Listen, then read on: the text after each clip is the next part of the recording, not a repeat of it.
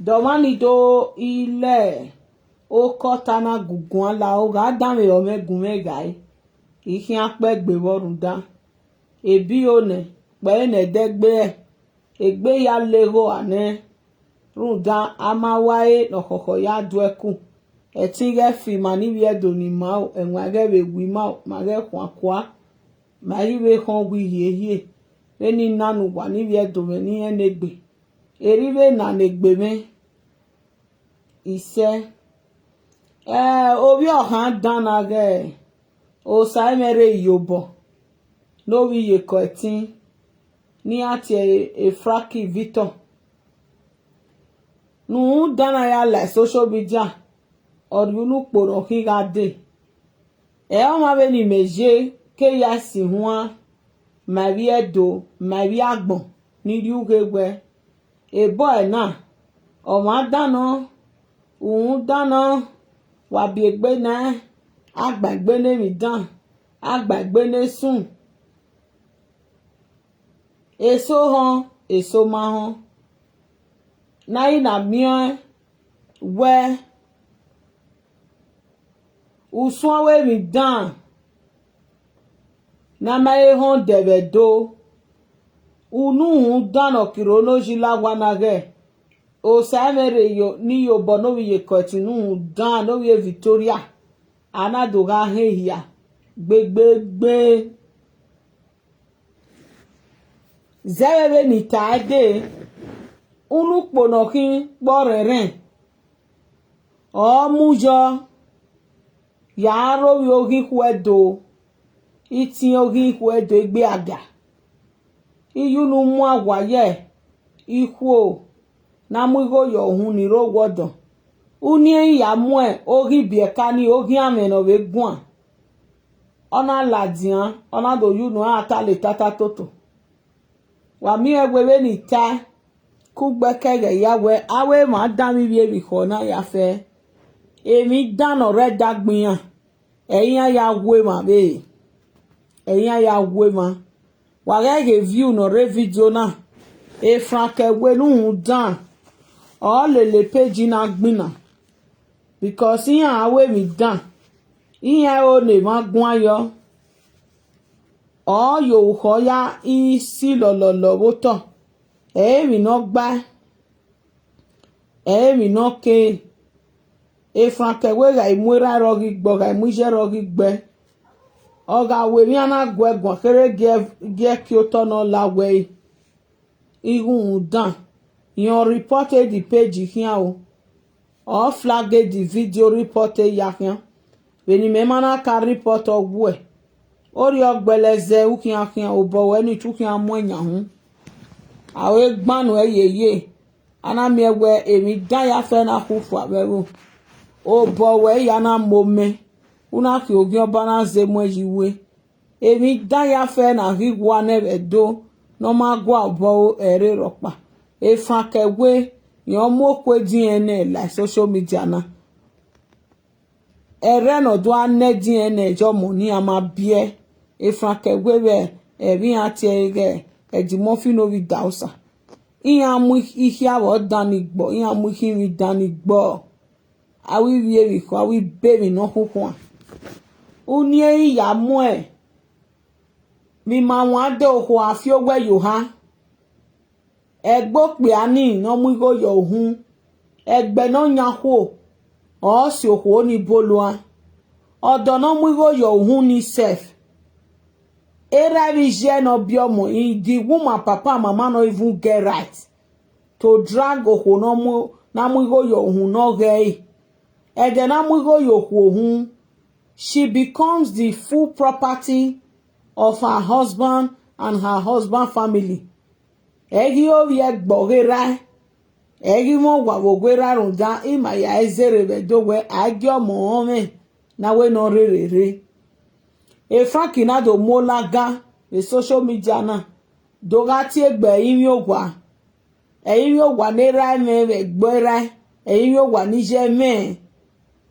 doga si owi rigbo wara si le piche ma yakian mo ga ata me mana we bo na nu hu dana e mana no sa gana eto temata igo oya egwalo evae oya egwalo robia ai na mie ogeru wala na dove igo ga ali ekene eru wala go we business we mi ya okay ka iye ga agwe we business ana mie we oga imu yere ro gbin ogo ba gbin ogebu uno manoro la hiwo awi wie doni ni ma le gbe ni te gbin adazera odafen ni ya le la wi baby no kuku an imagine desine bagwa ori e padi e frankewe e frankinu dan 2018 okay gbe desine bagwa otie human trafficking otie mi ya fefefe most of the things in the ya saga e destiny saga e family ogebe marriage ogebe tele na unu e frankewe na heya e video ni river viagumi agbadi ama arete na tana awi hueso na wala lao awi ekito bide awi huone kigbe iya yeri ogweri aka o iya hiri original lele iya ya amuwe ne egbopi awere na eso jeve de tiketi ri ogwe nyawe bue e frankewe gari ogwa wa ma uje gbuwa ma biwa tanu wa nine ikuoni ruga arete na tana eni buhia ye muhegie e frankewe when ori lo ebo ya fefefe. I wonder why many of una go say una be responsible women. Any woman when open pekus for Frank away, any woman when travel to go sleep with Frank away, awe kita ya hewe, wega seti kiwe ne Franku we seti kiwe ne kita, wega seti lowie ke Franki, e kita seti lowie ke we. Because no responsible person with their right senses go have anything to do with that lunatic. No. You no go fit tell me say you dey responsible, say you smart, say you sharp, say they never gog you, say you not be abandoned project, say you not be condemned element. May you go end up doing anything with Frankewe. If na only the sarcastic bad behavior when he get, he reach when you need to take run away from her. Ruda, alene mi gboma. Wanibun owe kenana boyoge ogion me bani ana boge gboma.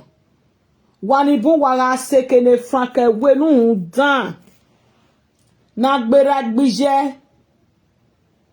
Waga pejo, waga tiejo. Ikwo ya fe no tiele platform e Frankewere. Igbe agia yahin. Awe customer from Victor Wahin. Ruda. Do wana do bogwe. Wahin ya yu waze se ne Frankewe. You da hate person so much to the extent that u ya rude hate inu menoma. U ya rudo ni muhewe ne Frank. Fun ewe ya giwase. Awi nyan. No masu no talegbe ewe ma. Emi eteme toki arun agwa ya. Emewe nuwa ale ose ediedowe nikao. Osanu dazu huikwo ya fe ni maghe. Ne Franki mu oreba. Oki anza swa wasa swa Franki. Almost oza swa wa. Via onita. Kedori ado wanyuru kporo kigade. E Frankewe yobo. Osa emere novi ye continue dan. Uno kirono jilagwa. Uno gwia. Unwobuko ne bogbe. Oga iwa lovi e kikuona ne.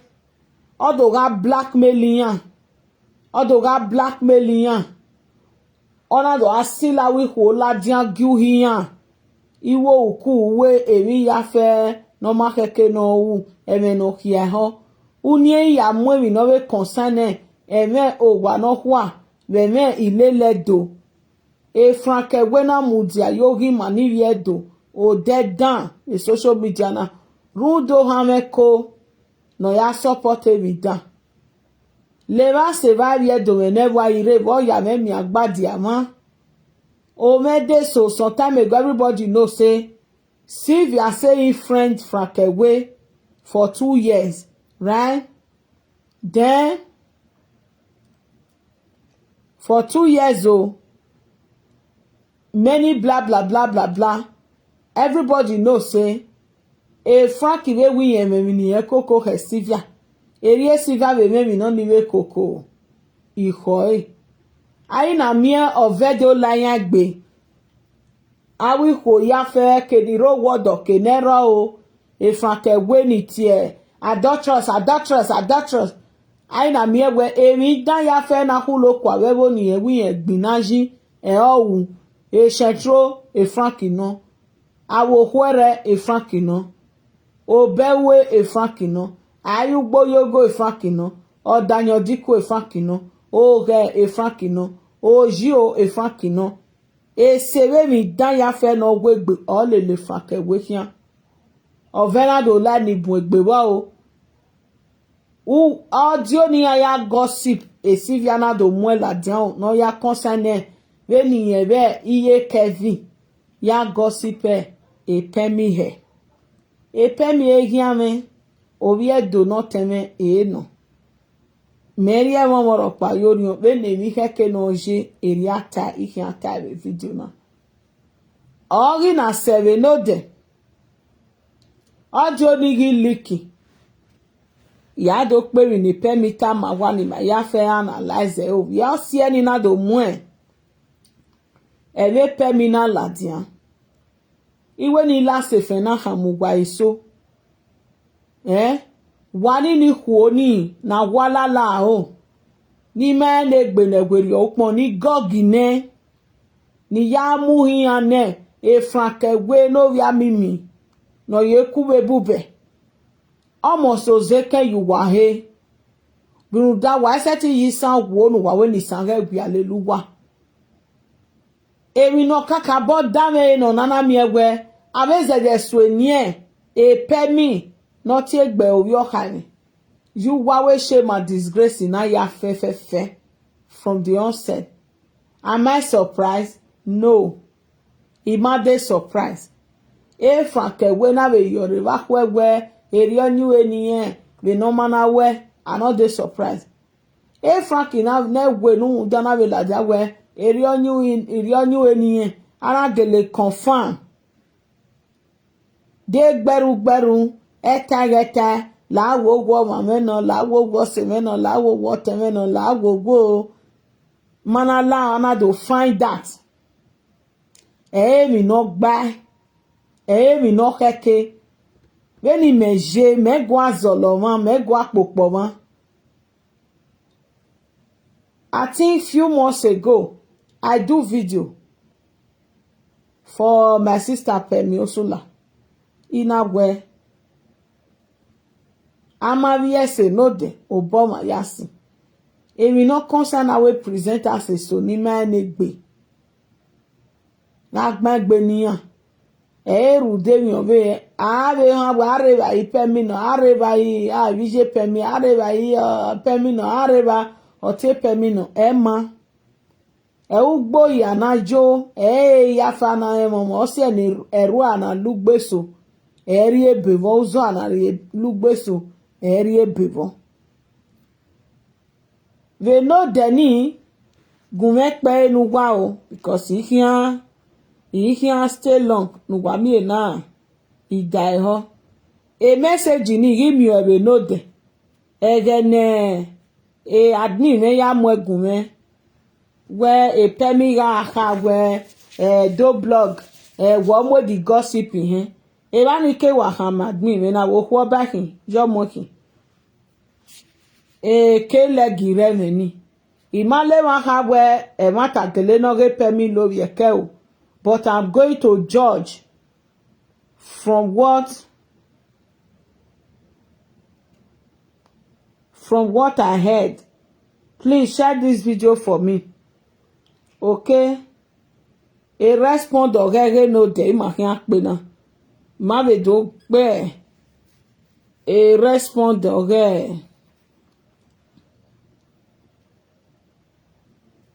na ado pe message frankewe agbowe mi we e frankewe o ma gbo o a wu danu but onima me where a franco a the victim because me o ma no gwa igbegwe mi wa understand the na o mari e ma we e frankie ige yon wari abere ya o awu sweet wo na ni gbe bitana awi ko ni gogi nena awo meme ni minukunwe awe ma le gbe ma oko ne ki gbe ne 6 o'clock itu gina ye junction awi yan ni ma sun ni talegbe yan we ma ruda e mo bie me e gbe obi egui veni ave ohuwa iyan na ve attract okpe ano ohuwa ve ni frank je ruda okpe ano ene gbe seti mu ekita ewe bie ekita bie we ewo bie we ekita bie ekita. What am I trying to say? Let's not divert the fact. Everybody knows say e frank un down we susu no kirono jilawa un down wa no originally un down o pe anoga lori e kokwo ni odo ga gi ho ni this one not be saga, it's just normal advice. Uga okbia, take note of it. Okbia no wanyo, won't tell me. Okbia no he, when they franke wena jenania, o wuko no gwia. Utome ro okbia no he no munikwo. O munikwo ma vi problem. Ona via ile likwo ni 20. Okwe bono. Mami uwe no sayos ama no sayo hoe ni no juhe ni eka ino de dry wa dekun wene frake we tu hia sun wo gigba e no wegbe e ran no wegbe na ya iri no wegbe na ya gbogun na mi ran no wegbe na ya weku e wu hia dekun no gbo a ogbo yeke wene frake we je ni many of una no go stay to the fact that ose ti ame miame me video na mugume ni akpe nu gba ban frankie na ha wi yen me miame igu so wi ku opa ni yen love ye keni ate beke omo miame ni everybody know it might be lie but the truth is when me gu wagwan e frankie me miame awi ku na ya fe wa na ye velele ya wo bono ebo na do be aro 5% ino emi ne no ebo we gbuwa ni ko na ni ma ne gbe na o he wan no gbuwa e wani buwa e me won wa iwara agbo keka wa me o enwan wa ya ifita emi enwan. Many of una not even get to dey una right senses anymore to know what is right and what is wrong, to even know what you want for yourself. So Frank, we not only get the fault. No. Now the women, equal ni ro hose. E Frank mamu identity down on mukiale one day. But how can you when call yourself a responsible woman of caliber, a woman with self-respect and self-value, go still so low to go have anything to do with Frakewe? What useless is it? May we talk from here. Because we are the only record in Nana, not swinging as force. Not swinging the record. Walk out with Pemi Osula no wrong. You understand? One way you can do on a answer. You understand? And if after I play this record finish, I want you to bring out the proof. Women do we see me, but we yet that we know the one they phone. That proof because we were giving up the phone, and now we go. You need to realize way. You need to realize way because all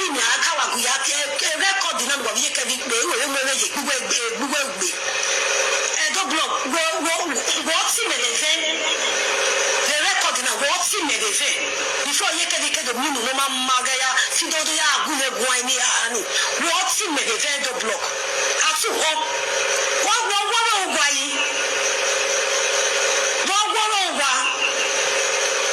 I can't just I will not blame you people. I want to blame we matana Frank me blame Frank me blame we matana but up never not even know what we na thank God we to be workers when in gossip workers when in before you can do that way here Frank that I mean we dey Pemi here boy baba we no do one we video we go and say we got say nyanga here the same time we hold matter in the record we got time live video we here we know where me here una nyanja say adesa brother adesa yini una nyanja we don't nya the gina ya wana anya no we from Victor wana the ticket ya me from Victor lare am ire category ogwa atu ire category ogwa na play the record my this people went buy tickets to go lie down with a Frank we no down ogbeti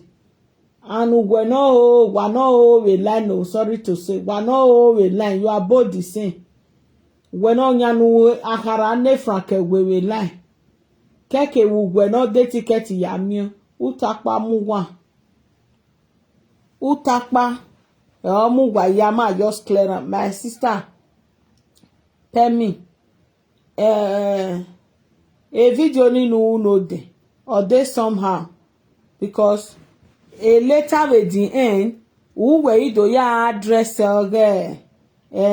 wawe Frank we waka agwan before wa my friend wa anything umakata who waka zede then we ya time no de here where normal person suppose no ya behave where everybody only masunu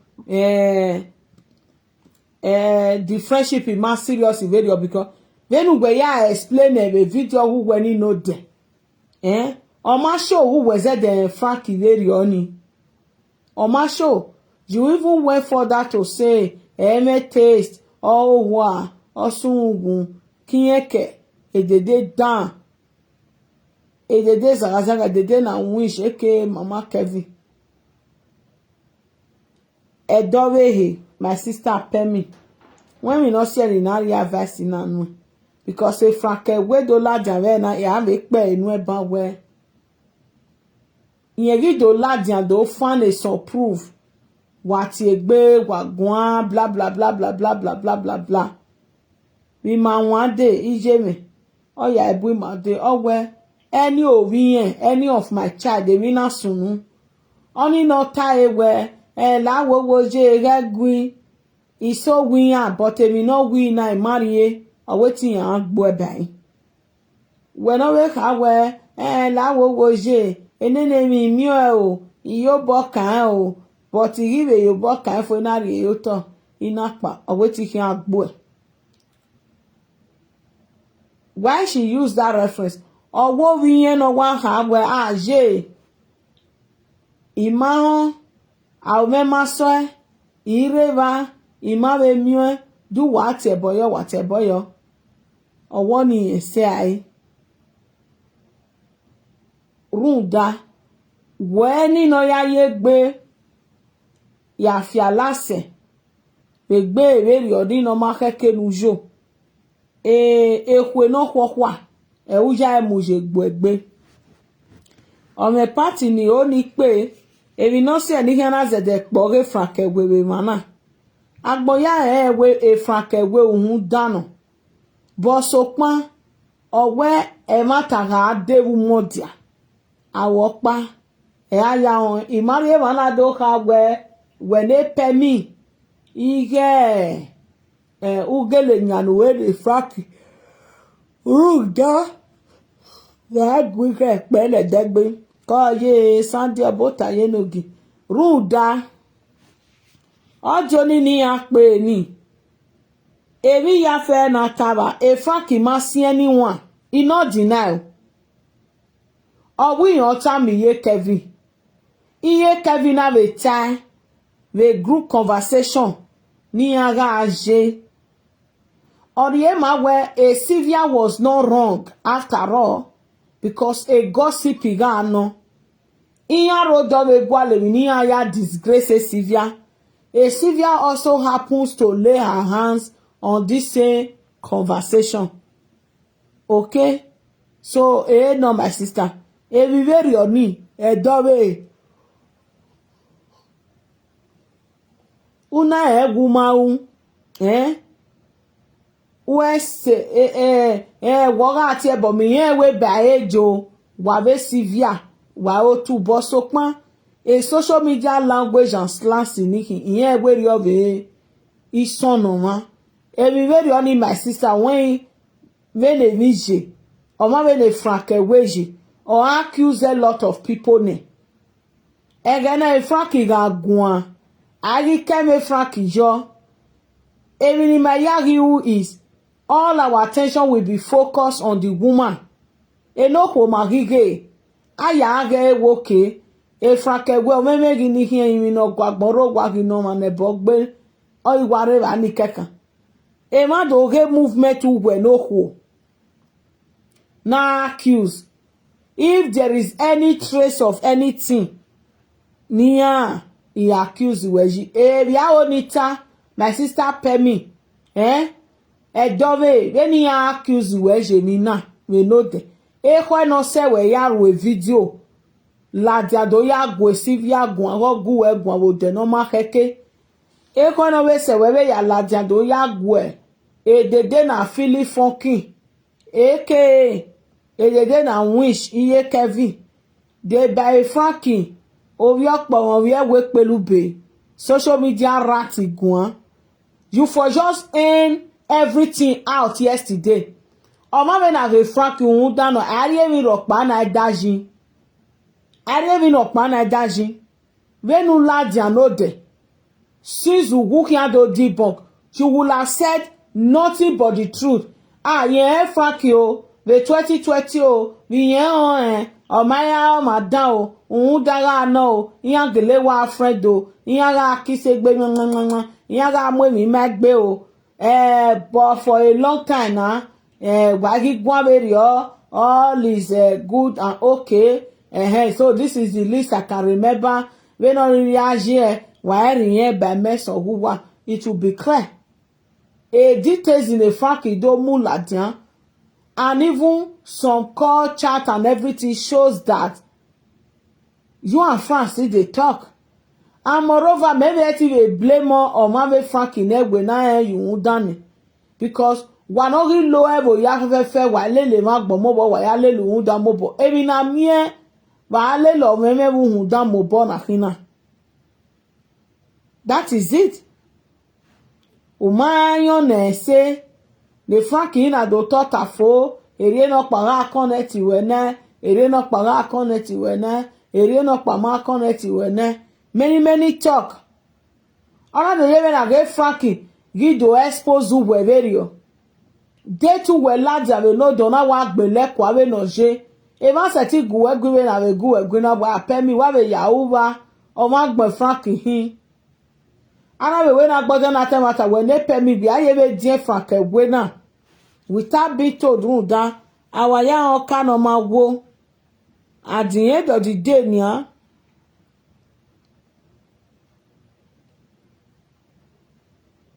at the end of the day, a Frankie do aka, I don't die. Oh,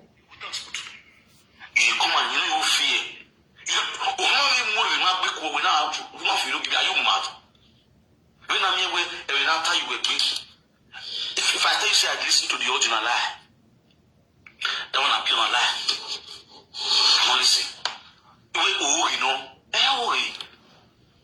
me I do so be. And in fact, I don't show you go now. No be that. Nothing that they had. Nothing we say my wife don't know. I dey tell her. What I don't do all my rough life. I don't tell her. She know everything. okay. If you don't know, make you know. I don't carry black on like so be for you. Show man, you dey go. You want met it as a Allah. And I me tell me. You have to need a very name. Me tell me na feel.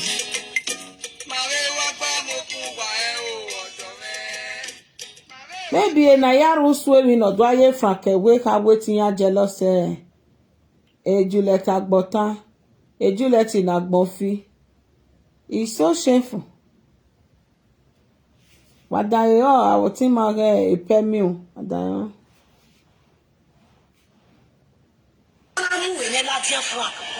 Mona mu ebe lati ewe ida is gele wo wa be nu wo wo agbe o ma wo mo wa go nye ki amane we mi wi ne ba o ni me ha mo bo gbe Owe e franco ga mu emi dano mu ki amaye. First of all, my sister, amaka wear a frankie.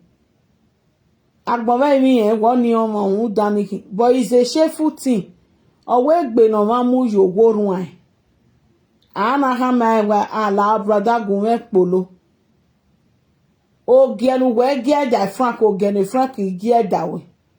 Mu wa say that level where a frank we o ma wan yo no dey a training. O ma wan yo no wata pepia. O ma wan yo no su hu ewu. Danyo won o. Ona idoga mu e ban ma we. E ban iku wa ku seva. Eme wata seva. Ogie wa gie seva. And we not supposed to be like that. We supposed not to be like that. And then we be ya time wa we. Danga yoga shawori mo boring. Imagine all the people went friend from Victor. 2020, 2019, 2018, 2021, 22. Probably they don't break up or they can't get a new latest relationship now. If I bought like yagbe, if I bought shame and disgrace like yagbe ruda, a frank way, ofigbo komuno. Oh, vie. Ya fe no riri ala, ologo laila. Ologo leila. It don't make sense, my sister Pemi. Onona nu wegi do ata na go mu egbola ma we no de wege tonona. Edobe my dear. One my sister edobe.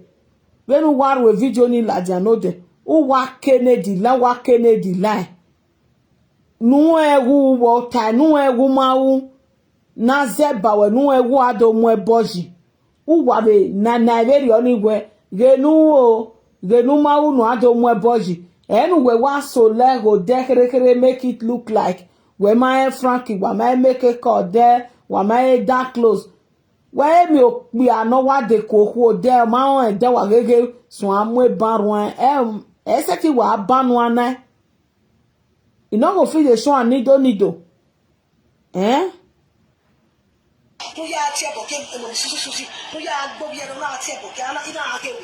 We ma ti le lu go you call this stop me. Kuma na mu we ne la dia fra.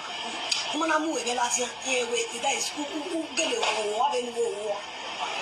Wa gbe o ma we mo wa go nye ki ama ne. We mi wi ne. We mi wi ne ba. Oni mi ha mo pop we. We mi wi ne ba o.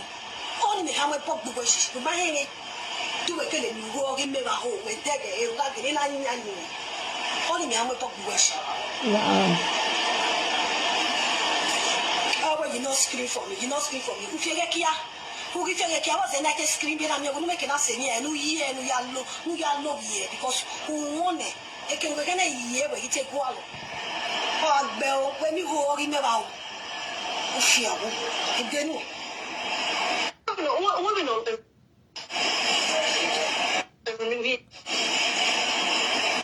My sister Pemi wakaka bo fuck up you. Mi oni awe we ma luga ne Sylvia no we aro yo ma we luga ne.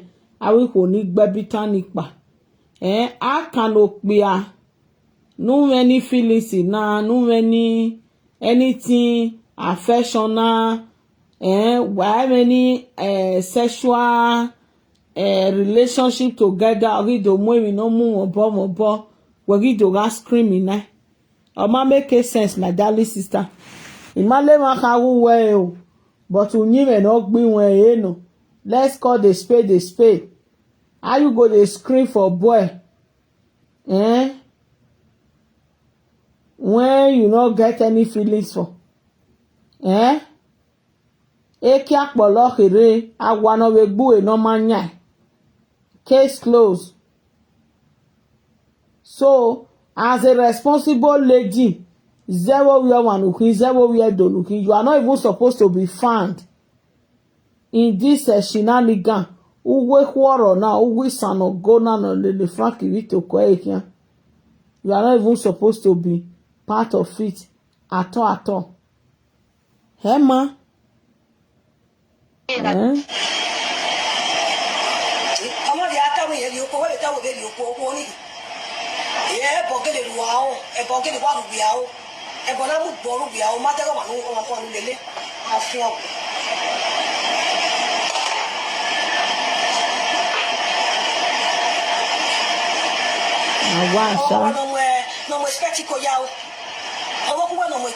Agwa ye kaviani wa owa eke dede na wishi dede zarazaga dede undan nego gbe no mwe yojun wa. So I don't want to play Frakewe video because all those videos they irritate me. Emi dan no ana mi egwe I want my hu. Imagine. I want my imagine Frakewe go trick the finish. Wanonia, una don't ever ask una self, what see any Frakewe na why Frank not they follow, discipline young ladies?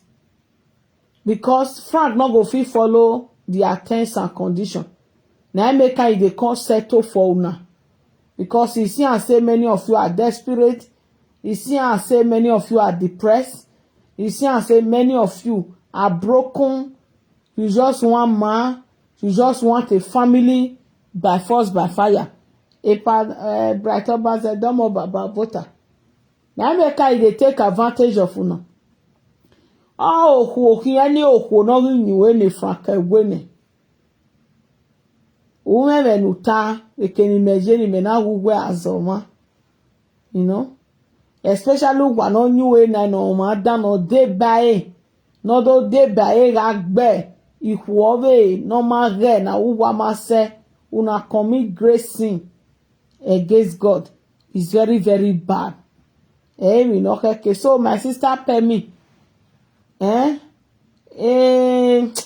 Oma make sense. Maka uwe o.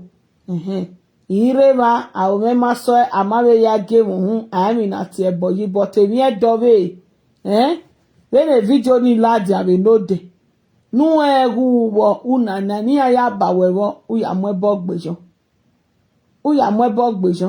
owu we ladi an o ma come straight o ma come clean o ma explain o ma details never ni we a lot of people were watching and waiting at the end of the day waiting with the here na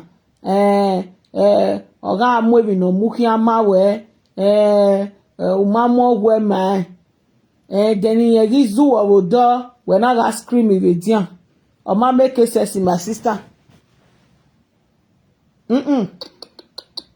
o ma ba make sense ima hawu we o but okwo ba mehin izuwa okpia nuwama ka discuss nonsense very oni do ga mo very oni magwe o ha le give try that way o be ge ewu alake do wama ka discuss on amu that way ruda owo gie no ko gie yo mami aya egbenomu mani bi edo weke ti olize ma on gini go nu adene eme Frakewe emene kan degbe but so pan oni ma change the fact usun wa na wi ho na wa gbebitan oni ma we change the fact where yen wu wa eso no tani ge mata gele no ogele wa for real ogele wa wani bu wa benu wa ya amegbu wa gboto benu wa ya mu agbun wa ya gwese can you imagine the insult o fere le Frakewe je ga ihu wa fo ne kuwa no ho we phone kuwa no ho wo tokeka odo agbugbe yeru wa bijugwa hu. It's shameful. It is very, very shameful. O jagi ve soni. O se no ma be ni meje na hamu waru nu pono kigade. Wa bi egbe nu hudan. Wa bi egbe nu hudan. Wa bi egbe nu hudan. Wa bi egbe nu hudan. Wa bi egbe nu hudan. Imagine okpe anoga lobi e kokwo ne. Yes, daddy bright. Best of safe air that flows together. Okpe anoga lobi e kokwo no do ga giu uho kwoni. Eme moho salobwa. Eme toha. Everything already that Frank is zero. No moral training, no father love, no mother love, no societal love. You not come from good family. Everything is 0, 0, 0, 0. A foundation of Frank Ikere na 0. Everything is 0. A dirty boy for that matter. Oh, ye bafu ime. If you know you walk kulele. To mego. To mebe. To mewina. To mose. To soap ya gbagba. Ero ogwe. Wo popa wa ya ge video le Frank Iwusi or something. Wo popa. Omana je no me collar no ro. O je t-shirt no ro. Omana t-shirt or je singlet. Ofo on top of one blue pyjama joggers. Ofo. Wa muji ye bugwa gbe, just imagine. God forbid na a Pemi or 20 kere. No bueno dame omena. Udo mi o 20 kere do a disgrace family wado rudo 20 kere or 20 don o gian do abude rudo ni mwebo gbogiwa. Oma make sense.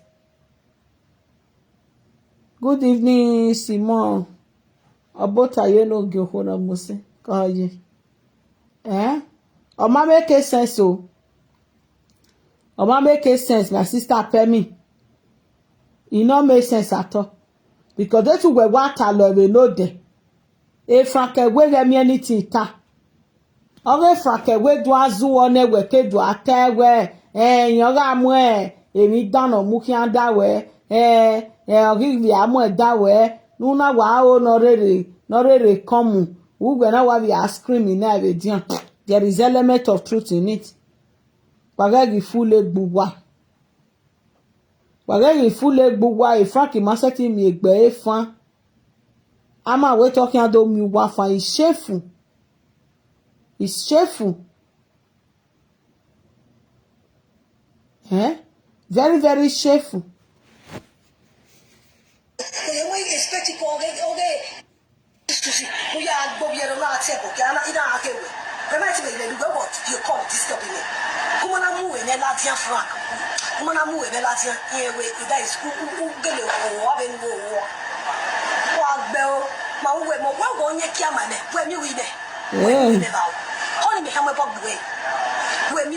Okay, that is the calling.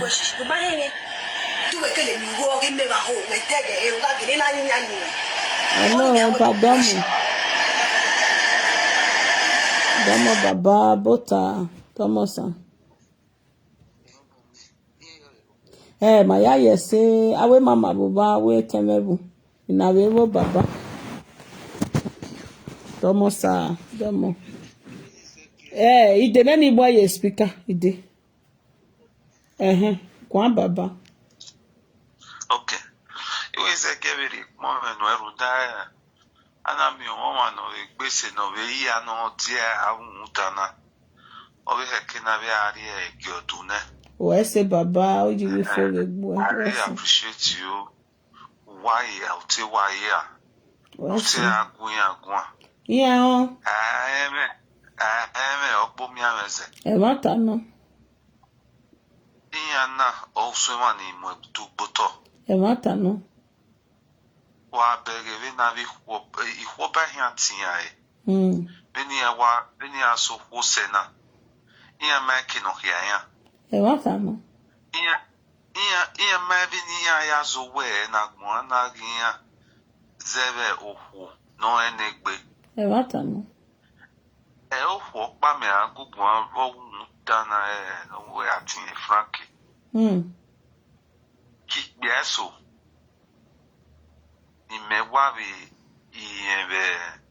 uwe politics na uda gbo ya ti kugbe na ya mu ta na yi pawari ne ya zage to yi no abo esowo wa munyi meso o se agege wa we padomo uka unyi won wa ni ne no gbe won o ku seke ukeri ogo ne iri owoveje agwa we okwo na hin na wa mu library e o eso inwe emi o ja no gira gmo na no gira imi egbian oje o ma bu muta na Victor na Frank Victor na won susu won kalawa ma ya ni gile le ni ikole imekin ayopa opa ya fi meme ya fi yan ni bi kun meme awe ma ne gbogbe e won run se ya je okay iye mo gbe eyan mo ge ma o tan ya hin o dewo owa o aya on kanowo e mata no we gaga o ma no ju mo no fo we aya lele agwa sike ikini lede na we agwa ama otu aya re e mata no etu ave nu we ti ai so we wa lede afon we woro re ma we woro eyin ana be hin e mata no lede ya be hin it's so shameful sha so guys ima na you be shame and disgrace to that. Two wise or was said or what dedicating our second waje. Here why you big boo wa ko. Uhu wa ni wa guwa die konka ya unyon wa owo agbe. Ha! Very useless set of people. Hey! Wa mi ani. You want me cannot see Franco, cannot be out not see Franco, of the Ati Domo, a Ubeso. You were a mark bona in a. Yeah, wow. Very shameful. Yeah, boy, you read moment, no, because when we are Ilajian Tiaya, Cosana me or woman. Emma Watebu Baba, Emma Watebu, Arete Natana, Ego Mafia, you know, Big Daddy. Awarete natana ikwe so ye kia ya mu enina ruda iya me family problem ologo ma be suko jin arun yan e magbon one thing I dey always tell people never say never. Anytime you see something negative happen to a person, not to say it can never be you, because it can happen to anybody. Life itself is a lesson. You continue to learn and learn and learn and learn and improve yourself. How can anybody do like that don't have in a responsible woman? When no near war Scandinavia, ere Gwewa levana blasting and their own is too much. It's so annoying and disgusting. I don't get any webo manikwe soje. Oh ye frake we no down. Samere no ye kotin ogun gbe family oge. Na ogun ni ana be gbedo. Do we aru do mi few nu gear. Ori kwedo. Can you imagine? Anywhere yen regbava yen new relationship.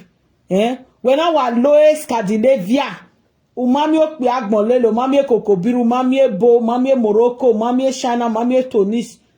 We were low full Nigeria full Edo, mami agbonlelo. Una wo ye kitana ya zizobo mufi adage frakewe. It's so sad. When we go kwoni, Madam let love lead. Iga hamo wani mawe koko gbagbon be la ni me na we. Oveni ke do la yan gbe wa en de ni me ge frakewe friend there. Madam Lovesia. Or then a fucking way video no woke baba. Mana amwe bogbe Frankie the video ni under the comment section. Wona ge Lovette, Madam let love lead. Ona ga praise Frankie, my boss, in oga, in this one. Yay, ina wa view born na the comment section. Wo gwe wa owa. Wo wa polo kwa keke na we abi ono na ibe. Ono na ile lalu ene ekene eno wen adu ati owi ohan my boss un egere remu ina hame admin me ina wo ko na owa owa at the end of the day of them lion agbe of anyone okuna oti mana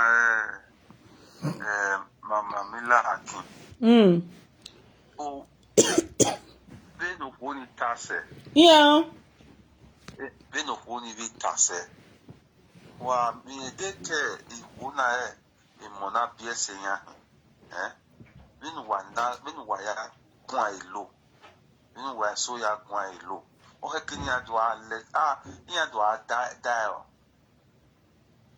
cause in usuna wa ti be yan riba wa we na gbe mi to yan riba ni wa we ni ave lare na mayami yan riba ni so quick na wa fun mi woro kina na fun mi woro ana mi uswa mi yana so it's very painful where agona na do sefa na do sefi or egina it's very shameful me me no kun yan kia we ne we bo baba imagine no kun yan kia imagine oku oba be ne lovetije let love lead oku oba be re ni ona la jabe live video yen na molly water yen na ga sprinkle yen na ga anote if I just sit down it may I don't know maybe not because I be spiritualist if I just look I go just dey laugh how can you eminaya zizobo howe ese na wu howe for instance as zizobo yokma muhewe where is zobo phone right then where do agwale mi nu hia ya aepa no only water who when in agele anwina is not potent is useless that holy water should have even prevent you from coming holy water setting win abe unwe begging when na fornicate universe is against it or say yin anani yin amu yin agbe frankewe e no dey work e no go work uhuwa uhe no gbe bitano I don't know una sorry but I just a talk from spiritual experience because I'm a spiritualist, I'm a soul doctor. Uho man o seti gbe frankewe uho ko no ro wodo na mu go yo hu ugabe mu he ni gbe frankewe without a permission that from when na this is how universe work ona mu oge ba ohuere no ro wodo o da fun e permission yo mu egbe ti e bona rise we not lose guard egbo you see the red flag you ignore it because you were selfish because you want to satisfy your urge then after you satisfy your urge do not come back eri ma ko boya si won o woman on sa etie bon esun aro kan we mutan why am I saying this egba wunyi me na o ma gba yale we le fuck is zanzivier enya ogie money innocent children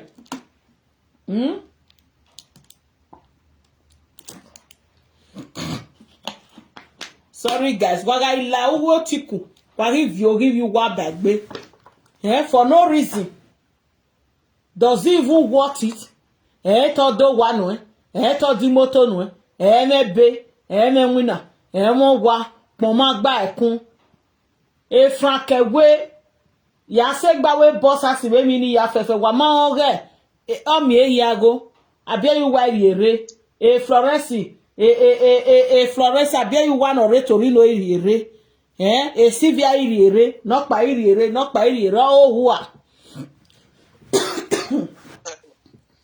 Oteno was over from Victor na you can see there's more madam you boy can yeah you no see any no na manifest it ihona avi hona nda ogwe no gear your man o we me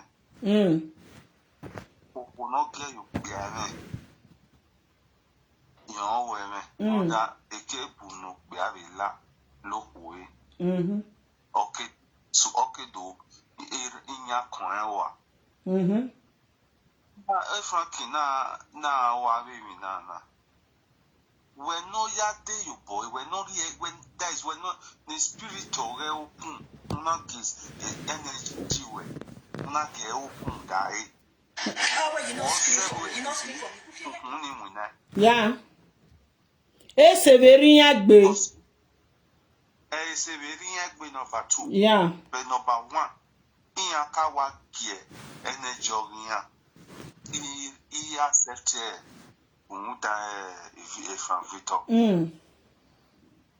Muda keniti ke boke bunu bariria muda ukbia na mama bana o ya webe na ya moku. No ewi ero begbe o ya webu na ya moku. Muda okwe na yebomu. Oh. Iya to be a boy ya vehi. E mata no. Ma we no mighty control e bono we bu mighty control e boy. Wo ya he gbo na ogbe no ya wepo. So ozo na mi egwe amu ta na ya dere yo bo. So e no ta o ya wa o se. We say baba domo sa o ji fo le gbo. We say sa iya oga e kan se e ma dan we mu. You see? Person they ask me say na ordinary hand. Everybody know say ma just tell you the simple truth. Awi kona uriame, low self-esteem, desperation, Ikwoni warrior, ni lack of self-control, brokenness, they are broken, shattered, broken women. Frank, where they take advantage of them. If Frank remember young get there, because Frank not go fit meet up to the principles of a real young and big girl. Everything afford the young and big girl be like luxury expensive gift when Frank away Frank Owuko Ogbeti Hunda no go fit afford. That is why it always a lower e budget to agbemi keke. And I continue to tell us Ubiomokpan Ubiomevani probably a single way umaye marry mommy who can marry my sister. Only my very license or warrant inwe. Nu ya akio we when they kita ki no koko ki ene we ki ene egui. Na mi we egene the right person ga yare. E we wa koko ya fe no re city we no re faranie. Ufie le ya le gane. Osalo buano yu vun yo kwegbe. Omakan. Omakan. In a lot of reasons wrong, a lot of purpose wrong. No see, no na heke no huagbuk mo yakara. Especially when not bien and no wrong. Or when you know we even inspire to have children in the future. You know why you need to close your leg when no more money. Umeke ne monu bia seva hwe. Every day I tell story na mawa. Omani close family friend. No more girlfriend iwoe. Eri akuli yakwa okpiana wa mego. A family member meno. And this girlfriend we were very young. Ani ye mokwo wana amo mene. Eric pe so ye aze yo wi amoko. Ye wo kan eze gbina yo na wi amoko na amo gena. Imagine a young secondary school girl. Ona do enroll mi aseti e waeki na. Abi ne kogisi enroll na. Ona pay lecture everything. Okay agbon exam mi gwe. A driver na mu akana vie mi lele. Again igi so do. Ona ya mu ene young boy. No mere do gben exam mi gwe. At the end of the day, we exam for not so one. ero kwera woko ike ya we wina exam ike result ike la janu ya we wina onu do Mogbe University giye wa mu go yo hu ahia ya mu go yo hu ohia amie a parent say the girl a list na ya mu go yo hu a boy ni no ga friend the Igwe was the son of this man when one married this girl, so son of her senior sister's son. Oga awe girlfriend there, uncle oga Igwe. Iya gi so gwe ra. Ge di bona igana, wetin una dey do for ye? Ole le family or tinjeri. Dori list na amu go yo hu. And a boy ni kewi a ma no nwa bo wa no sharp.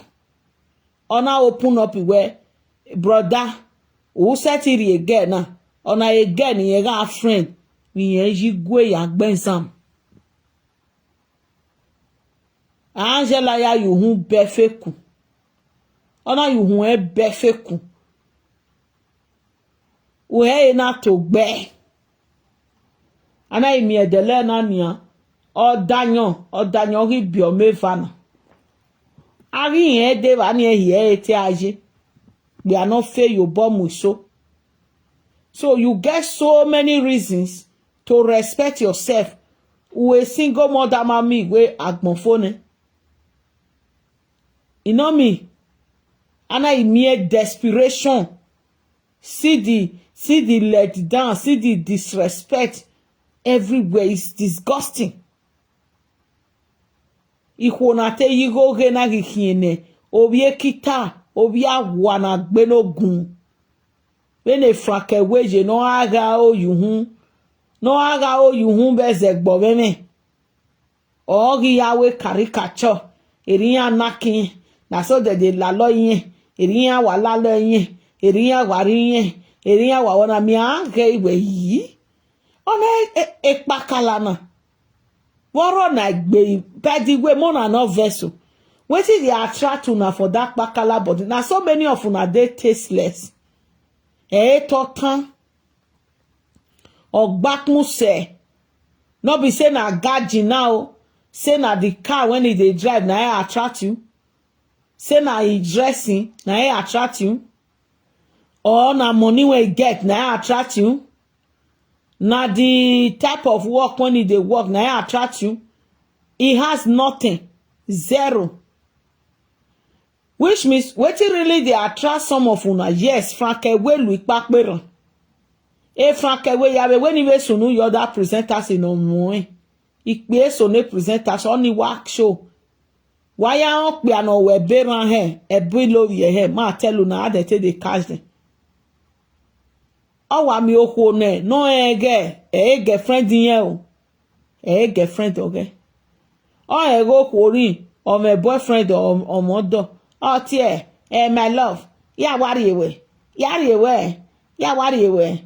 Who tells any yari away? You know, even you go your disregard like. You know, say you get boyfriend, you know, even care, no go even acknowledge. He go just dey put himself for that position like say na he own you. You own yawe. A big be averi oni ya alele we gbo den ogbi weni. Gbeji ya gbe because we be our ni bun. If you grant them access physically on daytime, e be away to agu we mi odo man. E Frankewe wa won yin meni. Iho ya fe no de konte. Ya ri ewe. Ya wa friend iwe. Ya wa ri ewe. I like iwe. U friend yin. Giyen won we nwewe. Giyen we nwe. Giyen woro na. E mo le you think say you just dey simple, you just a voice in mind. No. You see why they are spoken. That energy when make they are spoken. If they activate the strength of that juju, that power over you. Ya muwa Frankewe kerekero ebo we. Ebo ni uni na for una not to see anything wrong in wetin they do. Or ebo ni ewu, but eyan yebo muwa. A selfishness or attract to worry. Then waga ire what do they you owe? If you be Benin person, go ask your parents, they will know who do they you owe. Normally, eboro. Ekian seti wa ame plenty body count. And the women go even know themselves. To the extent that they go even lose their self-esteem. Still so low to the extent that to come the chop shit and wagi bania. Eboro. Ebo waro. Eboro. But a Frankie yeti ebo muwa from afar. Uriame, many of you are too spoil, corrupt, dirty, fetish, nothing women. Now they attract to natural. And what they attract to natural Frank when I take the beat to na. Ununi no many unuoja no so no many. No ya zanze razanze jezanze boy zanze foy. Izanzo mama gmonga yoti kuno koko we ni ariyo. Ununi owe attract to what to him. Unu no many. Na mekan. Ununi owe do ya agberu wagbiju wagbegbo wagbuni ohuwa. Anu wa no de kere ove ala wagbe. Eti de we ni ka. Ove ala wagbe amaju. Weneju leta gbotan unu ne franke we ya guhe ma nipa ya fe gbin oro ba gbin ore. O kian we do ya gbo egbi gbera gbiju egbegbe we gbuni we gbe kora we.